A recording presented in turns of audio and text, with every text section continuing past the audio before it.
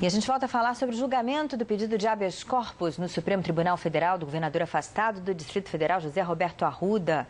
Essas são imagens ao vivo da sessão do STF, que já começou, mas nesse momento os ministros do Supremo julgam outro processo.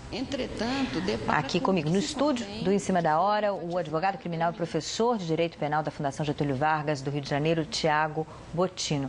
Bom, professor, você acha que ainda tem chance do julgamento acontecer hoje, porque está se estendendo um pouquinho, nesse caso, Alcine Guerra. Então, explica para a gente o que está acontecendo e até qual é a complicação dessa questão que está sendo apreciada no momento. Como o caso que está sendo julgado pelo Supremo é de abertura ou não de um processo criminal contra 2 deputados federais, a perspectiva é que todos os ministros se manifestem, apreciem. Então, a não ser que haja um pedido de vista que adie o julgamento, pode ficar tarde para iniciar um outro julgamento, que é o do governador José Roberto Arruda. Não ficando tarde, pela sua experiência aí acompanhando, né, os movimentos do STF, mas provável que haja um intervalo e aí então tem início a questão mesmo de Arruda. E aí, em primeiro lugar, enfim, o ministro Marco Aurélio Mello lê seu voto, apresenta seu voto, depois o Procurador-Geral da República apresenta também sua posição e aí a coisa segue, não é? Exatamente. Depois do relatório do ministro Marco Aurélio, podem falar ao Ministério Público, que é a acusação, e vai ser dada a palavra para os advogados de defesa. Ou seja, não é o voto, é o relatório, mas normalmente ele vota conforme o relatório, que já negou o habeas corpus, então a gente pode presumir que o voto dele seria nesse sentido, né? Não, porque ele negou inicialmente a liminar. E não queria decidir sozinho, ele achou que, dada a magnitude do caso, dada a decisão do Superior Tribunal de Justiça ter sido também colegiada, não caberia uma decisão monocrática, isolada do relator. Isso ele achou importante levar para o tribunal a questão. Então ele faz um relatório só explicando o que é o caso. E depois que o Ministério Público e a defesa falam, é que ele, na verdade, enfrenta todas as teses que forem sendo colocadas, tanto pela acusação como pela defesa, para fundamentar a posição dele de conceder ou não a liberdade para o governador. Bom, o que se espera é que a defesa do governador afastado, Arruda, diga que essa prisão foi ilegal, enfim, quais devem ser os argumentos aí da defesa, do advogado Nélio Machado e sua equipe? Eu vislumbro, pelo que a gente já leu nos jornais, 3 argumentos. Um argumento mais técnico, que diz respeito à possibilidade do Superior Tribunal de Justiça decretar uma prisão sem autorização do Legislativo. Eu posso explicar um pouco mais esse argumento. Um segundo argumento, também técnico, mas dizendo respeito à falta de fundamentação da decisão.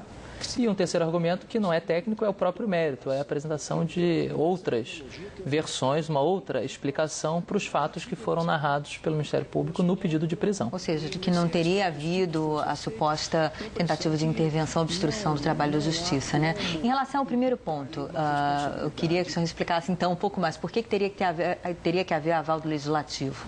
A Constituição Federal, ela traz uma série de regras que limitam a abertura de processos contra deputados, senadores, presidente da República, e as constituições estaduais e a lei orgânica do Distrito Federal repetem vários desses dispositivos, é o que a gente chama de princípio da simetria.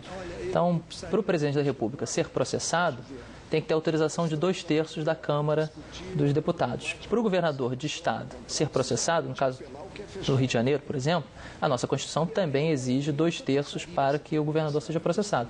E a lei orgânica da Câmara Distrital tem um dispositivo igual que só autoriza a persecução penal ou o início do processo contra o governador se houver autorização de 2/3.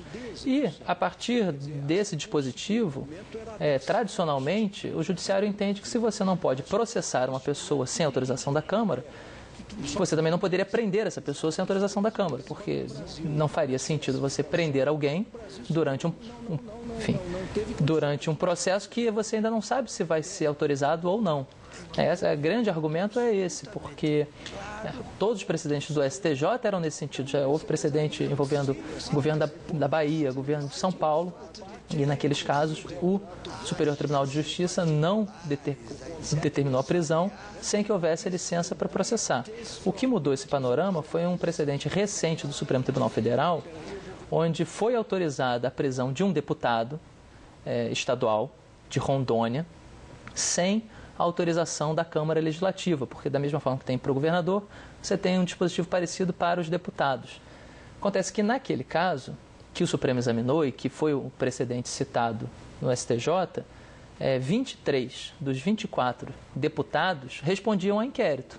Então, a situação da Câmara Legislativa, da Assembleia Legislativa de Rondônia era uma situação sui generis, onde todos, ou quase todos, estavam sendo investigados e poderia gerar ali um comportamento, um corporativismo, onde, olha, eu não autorizo que processem você, você também não autoriza que me processem e ninguém, então, vai ser processado. Diante dessa situação, por causa dessa situação particular, é que o Supremo Tribunal Federal autorizou a prisão. É uma prisão decretada pelo STJ que o Supremo manteve. E uma situação parecida pesa aí sobre a Câmara Distrital do Distrito Federal, onde não a grande maioria, mas alguns outros representantes legislativos são investigados. Envolvidos também. E é bom, não custa lembrar que hoje vai também ser votada, né, na Câmara Distrital aí a questão da abertura de processo de impeachment, enfim. E coincidência ou não, no mesmo momento que o STF está apreciando. Doutor Thiago Bottino, muito obrigada pela sua participação aqui no Em Cima da Hora e pelos seus esclarecimentos. E a gente vai continuar com certeza acompanhando aí todo o desenrolar aí do Supremo Tribunal Federal.